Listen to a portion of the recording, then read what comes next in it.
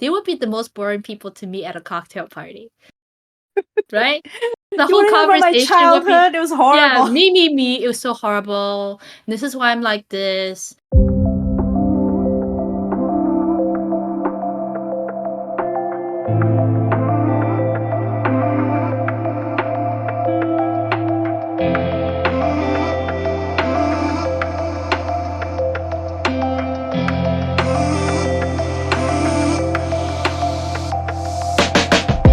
Hi, this is Juniper. Hello, this is Elle. And dun, dun, dun, today we're gonna talk about Lost You Forever Season 2, and hallelujah, I'm so glad it's done. We can put this behind us after this pod. So, I mean, I think you can tell my sentiments about the show after finishing Season 2. There was a lot of plot in Season 2. It's a shorter season, right? 23 episodes, unlike the first season, which was 40 episodes. And I would say a lot does happen, but at the end of the day, it's kind of like, what was it for? So we've talked extensively when we watched season 1, and yet it took us a long time to watch season 2 because it was really hard. Yeah, because we had waited for season 2 to come out before we started season 1. So theoretically, we could have just continued, and meanwhile, we watched a whole bunch of other things. So there was a motivational or lack of motivation issue because refreshing our memories, right? For anyone who cares to know, when we watched season 1, loved the first 20 something episodes. It was really entertaining, right? Compelling. And then it just kind of went into what we called it at the time, if you listen to our original pod about season 1, the Bachelorette Ancient China edition. It was just like this girl, Xiao Yao, the main female lead, and all these guys just going around on merry-go-round, and you're just like, what? Did I sign up to watch a bad soap opera? I mean, they are supposed to be soap operas. I'm not delusional. I know these C-dramas, but this is a bad soap opera. Like, written by, I don't know, a 5-year-old. So. Well, yeah, I mean, a popular author in China. So I was telling you, I texted you as I was like second or third episode into season 2, and I said 3 words can define this show, which is rich people's problems, because it dawned on me that these issues that they're having, it's just no one would care if they had other really important things to worry about, right? But they don't have anything to worry about. They're gods, they're kings. They do have other things to worry about. They talk about it as if like the weight of the world rests on their shoulders. I know. But they're not really, like, they have everything that they need, right? Okay, let's look at the Maslow's hierarchy of needs, right? Like, they have food, shelter, safety. They have those things, right? So now it's like, what do I need to make my life more exciting, right? Because they're bored. Yes. They're really bored. Yes, they can really go anywhere they want. Yeah, they can go anywhere they want. They travel extensively across this land to different mountains, different rivers, whatever. But it's almost like they can't get out of this the circle of, 10 people that are always circling around. Like, they're incapable of meeting new people or exploring, having new adventures. It's just years they're not gonna meet other people. Yeah, I mean, I guess, like, yeah, if you're looking at gods, there's only like the 1%, right? But I was like, oh, no wonder I can't, for me, I cannot really feel that much empathy. And I think later I mentioned hold on. Did you feel any empathy? Because I felt none. I could not empathize or sympathize with any of these folks, man. Not even Shang Liu at the end, but... Well, I told you Shang Liu was the real only poor person. Yes. So, like, yes, he was the relatable one. Yeah, he was the one that's like, oh, you guys think you have it tough, like, you guys yeah, think but at the same time, everything he did, his choices were somewhat questionable, right? Because it was all about her, really. He sacrificed everything for her, although he still did ultimately what he wanted to do with his life. But still, it was like, dude, you really, like, tied your ship to the wrong, yeah, person. Well, okay, let's focus on Shang Liu, because we enjoyed him immensely in the first season, and we like him as an Tan Jianci, like, we like him as an actor. I think the issue. I felt for him until the end, even though His death scene was very poetic, and it was very poetic. I felt like, and this is the author's choice, right? Like the character himself, like there was no need for him to die, really. Like I felt like his sacrifice was almost a shame and a bad choice. I mean, I know she wanted to give him that honorable death scene, but like he was revered by all of his opponents. They wanted him they to kept just trying to recruit him. yes, But they he's like, wanted no, him. I must die in the battlefield. But that's the problem with the psychology of these people in the show or story, I should say. It's not really the scriptwriter's fault, right? They're following, I believe, mostly the way these characters were set up by the original author. Yes. The problem is they're crazy and they all need therapy. They all need therapy. They can't get out. They want to wallow in whatever they wallow in. And the author is just like has this perverse need, I swear, to because I said the same thing about the other show I watched, right? The oh my god, the Scarlet Heart, Scarlet. Yeah. Yeah. Where I was like, wait, this is ludicrous if you stood back and looked at it, right? Because people just do whatever they want to wallow and fixate for hundreds of years on one thing. Yes. And you're like, but you're choosing not to set yourself free. So in some ways, Xiaolo actually was liberated by his death. So thank you for killing him in some ways, right? I'm like, thank God he's out of this shit show. But right, like, but that's not my point. My point I wanted to get on was that characters just do things because. That's it. Like, there's actual conversations, like Xiang Liu's foster father, the one he's so loyal to and he's gonna go to his death for, right? Because everyone's like, well, why don't you just leave? You've repaid your debt, right, to him. You've been so loyal, such a good foster son. I think you can go now. He's like, no. Well, there was a whole conversation with the general, the foster father, had with his nephew or somebody, right? Who is now part of Changshuan's circle. Who was trying to tell him to surrender. And he's like, well, the world, there are people like you, and that's good because, the world needs people like you, but the world also needs people like me. I'm like, what the F, person? Basically, you're saying, I'm going to do this because the plot says I must do this. Therefore, it is okay. Like, they make it sound deep, but really it's like the author wants me to do this to be obtuse so she can move this plot the way she wants to, so everyone can somehow have some weird conflict and tragedy. And therefore I'm going to say these big words that mean nothing. Yeah. Right? Yeah, because the whole army died, right? Going into this battle. And for what? Because they wanted to give him land. If he surrendered, they were like, we'll give you land, make you a king. Like you can live your life and there's no death, right? And you're like, oh, that sounds reasonable. Like that's all these people are fighting for, recognition, right? Because but it was almost like, oh, the pride is so deep and they've been doing this for 1,000 years. Therefore, there's no turning back and there's no transition or pivot point you can go to. And that just sounded unnecessary, I guess is what I'm trying to say. Fixated. Like, everyone has obsessed and fixated. Like it's like, yeah, right. The one thing, you said it's rich people's problems, but we also had offline convo about how much therapy these people need. And if there was actually just a professional therapist, not even professional, amateur therapists would be fine. Someone who's objective that they could talk to. But, they refuse to talk to anyone other than their 10 closest, stupid idiot friends. Anyone who had a brain talking to them objectively could have pointed out that it's actually a personal choice. You're just wallowing. You're trying to blame all your issues on your childhood and your parents, which, there's originally I would have been like, remember season 1, episode 1, I was like, wow, these are terrible parents, right? What they're doing. Yeah. Right. I recognize that, but come on, are you not adults? It's been 400 years. You got to move on and live your life. And you are kings and queens and princesses, and you're on the one hand, you're like, oh, I can't do this, I can't love so-and-so, I can't do such a thing and betray because I am a princess on this land, or I have these duties, right? I must, okay, and yet you talk like you're 4.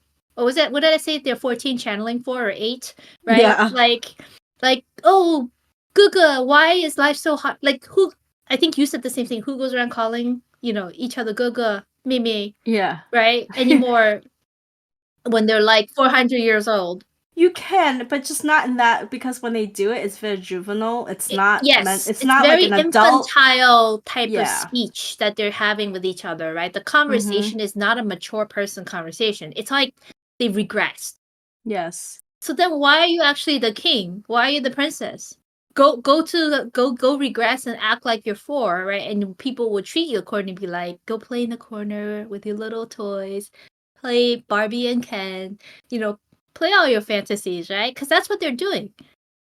Yeah. They're being indulgent in their wallowing. Mm-hmm. And it gets worse too. Like it gets, the more power they have, the worse the wallowing Who got gets. these people in power is my question. Because I was like, I don't remember the specific scene, but I just remember like every time they were okay, so say they plot a murder or they plot some sort of, devious act, and they're someone, confronts them about it, they will take out their childhood as like Reason. reason. Yeah, they're Excuse. like, well, I was locked up for this amount of time, and I was abused by this person, and therefore this is why I've become who I am today. And you're like, wow, that's real mature. Like, it's like saying I'm justified to Yes, being a terrible person because I had a crappy just childhood. because. Yeah, Exactly. like at no point is it like, yeah, it was really crappy, but I'm trying to overcome that and not be that horrible person. Like at no point is it like that. It's like this is No. justified behavior. And Right. yeah, Because they're coddled. They're really actually just spoiled rich kids, like you said. yeah, Right? yeah. Um, Yeah, because there's really nothing harming them, right? there are moments of recognition of the truth, right? But I think Xiaoyao at some point does recognize that she is also at fault for the way things ended up with Tu Shanjing at the beginning, right? Mm. Where they were Mm-hmm. supposed to be apart forever because she's like, I didn't try at all to meet him halfway. I'm like, no Yes. shit, bitch. Like Yeah, I was really angry about that, remember? In the first pod. anyways, but I also think that the what's funny and also annoying is that there are same people. So I did note there were certain like it's almost like the people who made this, the production, realized how ridiculous of a scenario they were playing out, and yet they were so committed to it. They still had to plant some seeds of recognition. Like there was a servant, if you I don't know if you recall early I on in know, season I know two. which one you're talking about. Right. She Yes. said one of the most lucid statements ever, right? She's like, I'm leaving your service to Tanxue because I realize I've fallen for you and it's not gonna happen. Basically, I mean, I'm totally paraphrasing, right? And she's like, Yeah. but that's okay. I'm gonna go live my life and one day I'll meet a guy and I'll move on. I'm like, thank you. So sanity is possible in this world, right? It just you can't Yes. be noble and sane. You have to be a Yes. normal commoner and then there was the I'm gonna say the word bitch a lot because there are a lot of those type of characters in here, both male and female. But the bitch sister of Fenglong, right? What's her name? Xi Mm-hmm. Yue. Yeah. Scheming but so stupid. But she at least at one point said one thing that was like, yes, thank you. But she was like, what happened? Oh, Tu Shanjing got killed, they think, right? He died. And she's like, Mm-hmm. well, and someone was saying, oh, poor Xiao Yao, losing Tu Shanjing. Da, da. And she's like, I don't know, man. It seems like she's just a walking disaster of a curse, right? Like every Oh, man she called gets her a close to, jinx. Yeah. yeah.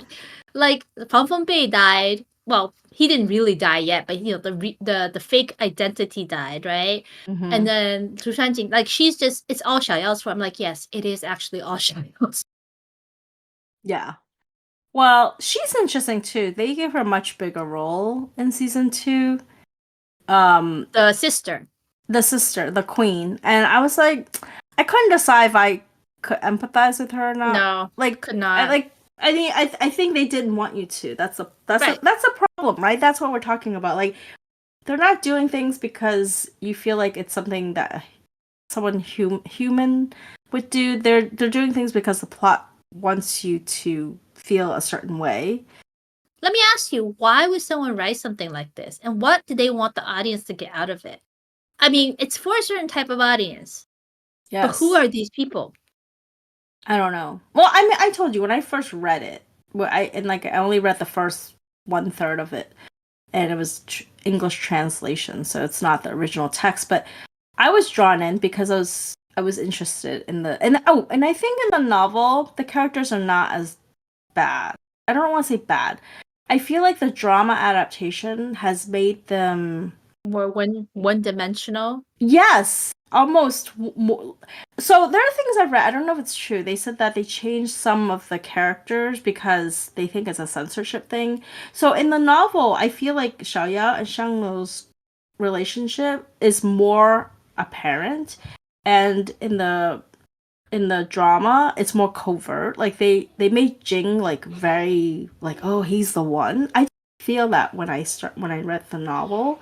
Well, I don't know. The show flip-flops, right? Because when Fan Fengbei said that he has to die, she was really heartbroken.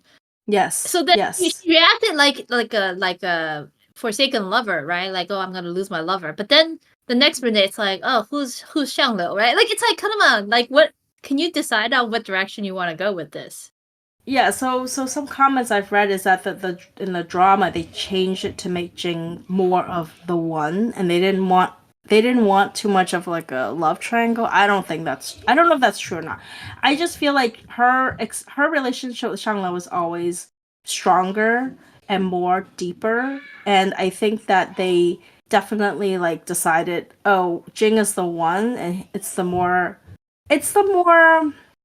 vanilla relationship. But that's what she wants anyway. She says that, right? She's like, I Yes, want someone who yes. can be there for me. Okay, so just pick your man, go. I mean, I don't really want to hear about it, right? Like, didn't I text you at some point? I'm like, wow, these people must be they would be the most boring people to meet at a cocktail party, right?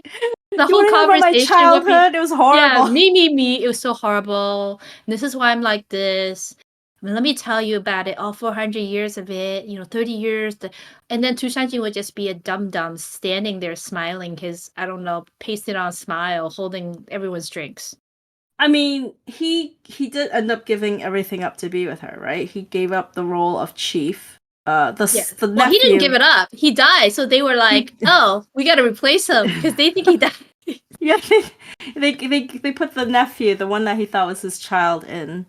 Um, the ending was like a nicely tied bow for what it is. If you want to say she ends up with the guy she's meant to be with, but they did put a lot of emphasis that Shanglo made it happen for her.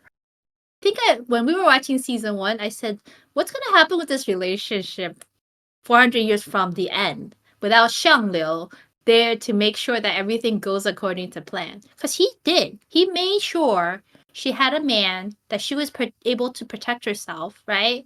With the archery, that Tu Shanjin was safe multiple times. Like, he saved him, like, how many times? He saved her how many? Like, without Xiang Liu, the two of them, they're just gonna wallow. He's gonna be so boring. She's gonna be so annoying. There's gonna be divorce at some point, man. For 200 years later, divorce. Eternity with this type of personality combo is pretty hellish in my book. Oh, I don't know if this is in the book, but at the very, very end, there's a doll, like a wooden doll, that he Yes. put the pill that she made him into it. And I was like, is there a bit of his spirit in it? Like, I wasn't sure. No, I think it was just a token of him for her that she's never going to be able to see. But poor Anian, made the promise not to tell. But she knows the truth, right? She saw that he really loved her. And Xiaoya was just like, oh, if I'd known like this was the last time I was gonna see you, I would have said those things. I mean, maybe you shouldn't have shot him with arrows either. But anyways, it's okay. 2 days from now, you'll just forget all that and just go back to remembering all of your horrible childhood again. Like, come on, let's get over it, And I mean, she finds out about her parentage, and poor Xiangliu had to go and like coddle her and cheer her up, which was very funny. I think you texted me and you're like, Yes, "Oh, yes. Xiangliu just told a joke." I was like, "Yes, he's actually pretty funny in this second season."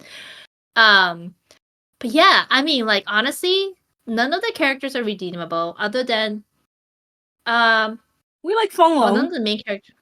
So, okay, so only people I like out of this at the end, very end, okay, after all is said and done, are Anian. She actually matures as a Yes, person in yes. three-dimensional, and you're like, I can be friends. I will talk to you at a cocktail party, And is it Rushou, the general? Yes. So the guy that Anian they keep have like bigger, Mm-hmm. the other guy howling. He's actually a very decent and funny guy. Wait, which one is? Oh yeah. I know I know right? who you're talking about. Yep. The guy who kind of is like the other student of her father. Yes. Who at the end was the general who was leading the army that was fighting Xiangliu. Mm-hmm. Like it was, I like Xiangliu, but he's, my esteem for him has to go down a few pegs because of his life choices in terms of, romantic fixation on Xiaoyao. And then, like, I can believe it if he liked the first version of her, right? In the Clearwater Village, right? Because the first 20 episodes of season 1 was good, and those people were three-dimensional, flawed, but three-dimensional, right? And you're like, oh yeah, let's party together. After that, I was like, wow, you're still fixated on her. Move on, like, And then Fenglong is actually a very decent guy. He's not perfect, but everything he does and says is very decent. And even sincere. At the very end. Yes. Very. I mean, what a horrible sister he has, right? But he understood after that scene. What? As soon as she told him off, he's like, "I'm going off to war. I'll return." I'm like, "Oh, he's dead." Like, that was my thinking. I was like, I didn't even know if he was gonna die or not. I was just like, "Oh, he's not coming back. This is the last time she sees him." He also got liberated like Xiangliu. Everyone who died got liberated. Like if you ever find yourself in this type of dream, you'd be like, "Pinch me hard. I want to wake up." Yeah, and he died saving Tangshan, right? Taking the arrow for him, and still really asking Tangshan to be nice to his sister. Yes. He was a good brother. I mean, what a good guy. Mm-hmm. And he got over the Xiaoyao running off at his wedding. Yes. Yeah, he was like big about it, right? Like people are like, oh, it's because he didn't love her. I'm like, it doesn't matter if he loved her. If you're a nobleman and you were insulted by like in such a public way, right? It was a humiliating wedding. Yes. Right? The season 2 started at that point where Fan Fengbei comes and takes her away, like from the wedding, at the very altar. Yes. I mean, I would not let that go. Like Tangshan wouldn't let that go. Xiaoyao definitely would. She would add that to her wallow list. Oh, could you believe her list of grudges? Did that to me? Yeah, she definitely has a list of grudges. I mean, I wish I counted how many times she mentioned how her parents like didn't love her and abandoned her and they didn't care about her. And I'm like, really? Like, and no matter how many times people reminded her, like, your parents did this for the greater good of the common people, she's like, well, what about me? I'm like, oh God, like, would you have preferred to have never been born? Like, I don't understand. And she was born out of love, like, yeah, these people are just like, it's a choice you make, right, in life. This applies to real life actually, which is you can live life and make the best of it with the hand you're dealt, or you can wallow and fixate on the past and what you can't change. And those people like her and she especially, but even Tangshan, they are fixating. Although in some ways, even Tangshan moves on, right? Because he moves on. Basically, he's basically like, I went on this path because of you, to protect you. But now, if you ask me, right? Because grandfather asked me, would I want to, be king or protect, like, be with you? I stay with the king now. Yeah, it's kind of like, I have a career now. I'm like, yeah, but your career focus is very faulty. I would not want you to be the CEO of my company, right? Like, what are you doing all the time, man? Yeah, I mean, Changshan as a king was also set up to be a successful king, right? I mean, he had a couple of defeats, but I mean, what's the male equivalent of a Mary Sue? I don't remember. There's a term for that, but like he's definitely set up to be like he's going to be successful because he comes from different generations of emperors and kings, and like he had to fight to get to that point, but once he got there, like he was not designed to fail, if you will.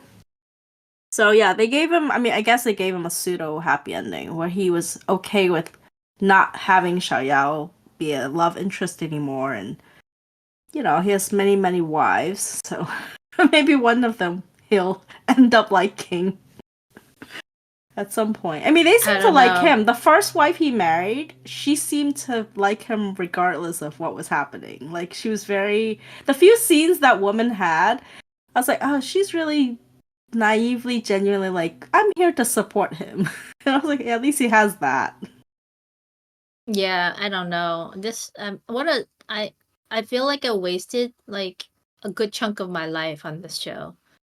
And I'll never But we get it wanted to back. see how it would end. So now No, you wanted to see how it would end. I I said, do we did. have to watch season 2?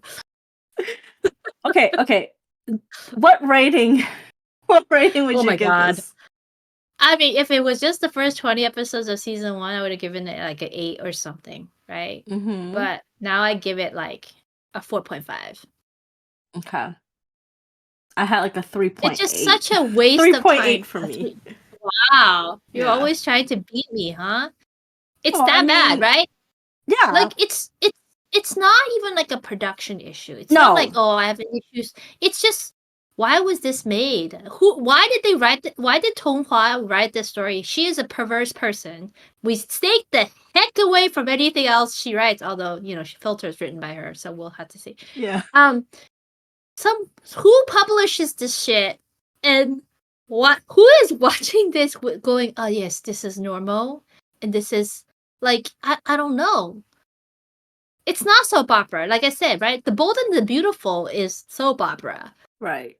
but it's entertaining soap opera. Like, this I isn't even think entertaining. yeah, I think I mean I yeah, if you're gonna use Bold and the Beautiful as an example, right? The characters, no matter how you don't agree, their motivations are very consistent, like from a character perspective. And like whoever side Like they're for. yeah, whoever side, like if you watch a certain scene where they're actually explaining why or their intentions, it's like, oh yeah, if I was that person, I can see Yeah. why I would think I'm in the right and that other person is in the wrong. And that's how they do it so well.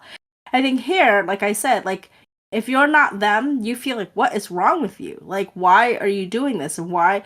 And like I said, the world building, it's a big world build. I read that a long time ago when the author wrote this book. He loves, the Chinese mythology, and she wanted to write an epic story, and this is actually the third of a trilogy. So it was the third book, and so the previous books are actually of the parents and the grandparents. And not maybe not grandparents, but I know the second book is definitely about the parents. So if people had read that book, they actually know the truth before they center on these characters. And she wanted to write this epic whatever with lots and lots of characters. But I think the issue is, and I don't know if it's because it's a drama, like, or her world building got smaller, like to focus on this, like you call it fixation with like these four characters over and over again, it makes the world not that interesting anymore. Do Like you if really you think there was more world building in the actual novel? I guess you'll have to read it, because judging by The Scarlet Heart, which was also based on a book of hers, there was no world building in that either. It was a fixation on these characters and the many loves of so and so, and you just like, but why? Yeah, I mean, I liked at the time there's another drama she came out with, the Ballad of the Desert. Dam Dai Mo Yi was the Cantonese, but it was about a girl with two guys. And that one was actually easier to absorb because There's the only two guys. yeah, it was two guys, and the storyline is like she has a relationship with the first guy, he rejects her, she moves on to the second guy. So in that scenario, when the first guy realizes he lost out on his chance to be with her, like the second half of the book is really focused on her building a relationship with the second guy. So like in that sense, the fixation or whatever we call it, it makes it's smaller, but it's easier to absorb because it's more realistic, right? You're not like constantly in a circle, like you call it merry-go-round, trying to like, oh, this guy 400 today. years Yeah, of circling. this other guy tomorrow. Like, whatever. Right. And the girl and the female protagonist is much more decisive at the very end. She knows who she wants to be with. She's not wallowing, as you call it. So I don't know what No, happened. wavering. It's not wallowing, it's wavering. Oh, you mean. wavering, yeah. Like Xiaoyao wavers, right? It's like, well, no, actually that's not true. She always says, on her lips, she always says Tu Shanjing is the one. But I don't believe that, by the way. I think Shang it's Liao is really the one hard to believe. I think Shang Liao is the one she deeply loved, but she was afraid to love. He's like the bad boy, Yeah. right? Like if you met him, he's Right. the bad boy that can't give you the security because he Right. comes from, whatever. So like if they're not gods, right? If they're like, oh, this is like modern day, if you transpose them, right? Like Yes. she's the rich privileged girl. She's like the lost girl, like the Cinderella or no, what's a lost princess equivalent? But you know, like Rapunzel or whatever. Actually no, Rapunzel wasn't always a princess. So let's not debase our favorite fairy tales by comparison to Xiaoyao. So she was Fairy like tale princesses. yeah, she's like the lost princess. She returns and then she meets all these princes and then they're all like, "Oh, be with me." And then like Shangla is like the bad boy, you know. He's like living on the outskirts of town and you know, on his little motorcycle and like stay away, you're the bad boy. I shouldn't be with you. That's what The tropes on the paper are tropes that you are familiar with, like women with many men, right? The many loves of whatever, Mary Sue, like you said. And it's very common even in young adult books, which I like. I told you that. I read a lot of YA, right? It's easy to read. It's very plot driven, but they're not tedious. Yeah. This is like a tedious like trope rehash and you're like what happened anyways well Yeah. we're beating a dead horse so yes we can now move on. Yes. Thank God. Please, if I don't know, man, I don't get it. I get the first 20 episodes and that's it, and now I wish I never spent so long watching the show. Yeah. It is. I mean, look, I gave it a 3.8, but I will not take away. I think the actors performed better in season 2 than season 1 acting wise. I think they had whatever material they had to work with. And I think I said to you, I think it's because they got more into character because they were playing these characters for so long. I feel like they were better. Plot to play with, right? Yes. There's probably more plot to kind of hang your hat on versus the first season. Other than in the village, the first 20 episodes, there was nothing happening. It was just like stand and deliver, stand and talk, stand and wallow, right? Although, you know, in this one, sometimes they just made up shit for you to have something to act on. Like episode 19, what a waste of time and space. I was so happy. I was like, oh, maybe they could just kill each other and die. And this show can now end and you're earlier. like, wait, what's gonna happen in the last 4 episodes? I was like, right. And then I was like, oh, what a freaking joke, right? Like, it was a bait and switch kind of. Like, oh, you're so funny, production team, right? You just wanted to, like... I feel like it's like giving you the alternate ending. Like, if you want to choose this as your ending, you can. And then forget the last 4. Oh, it's just sucking the life out of me by giving me another time waster. It's like this whole show is like a time waster, basically. I will say the costumes are very beautiful. Costumes, settings. I mean, I cannot fault the production value. Yeah.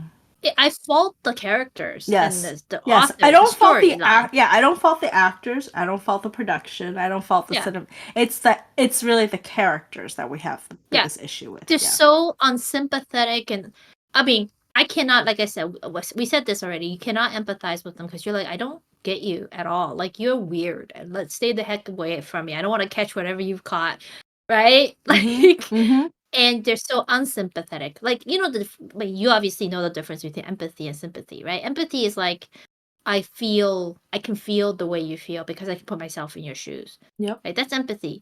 You're not always going to be able to be empathetic with someone because not everyone has the same life and lives the same experiences.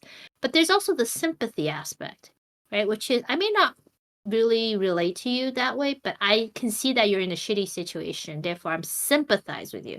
I couldn't even do that. Okay. I was like, this is not a shitty situation. It was all, if it was shitty, it was all of your own making. Yes. Yes. Yeah. And you perversely choose to keep it making it worse. So, yeah. You're you know, it's hopeless. Not helpless. Maybe this is last thought. Do you think the old emperors made it worse? You know the grandfather? I actually like the grandfather, the character. He's likable, yes. He's likable, but I wonder if he made things worse because... I like the way he smacked Tangsha in the head and knocked him out. Oh, yeah. I was like, thank you, I wanted to do that. Too bad you can't smack Xiaoyao on the head either. Be like, you dunderhead. Yeah, he's like a Xiaoyao supporter too, though. He's Team Xiaoyao. But I think maybe that's the problem. They all coddle her. Yes. So she lives such a sheltered, coddle life. They're just like, oh, you must be protected from everything. even maturity and adulthood and, sensibility, okay? Like, Yeah, because they'll say things like, oh, she's an adult, she can make her own decision. At the same time, they're like, oh, we can't let anything bad happen to her. We have to do XYZ to ensure her, she's safe. And I'm like, then you're not really letting her go do her own thing and grow up, Like, that's why she's stuck at the age that she was when she ran away, basically. So, yeah. anyways, that's all I Sorry. have. That's all I have for today. I don't have much to say about this other than let's close the book, close the show, moving on. Thank God it's over. Yes. I will miss Shang though. He was a good character. Yes, but like I said, you'll see Tan Jianci in other things. In fact, he has a Under the Skin season 2 coming. We need to watch Under the Skin season 1, I think, before we can watch season 2. Yes. We'll see if we even make it that far. Yeah, let's do that. But yes. All right, I'm done. Okay. Until next time.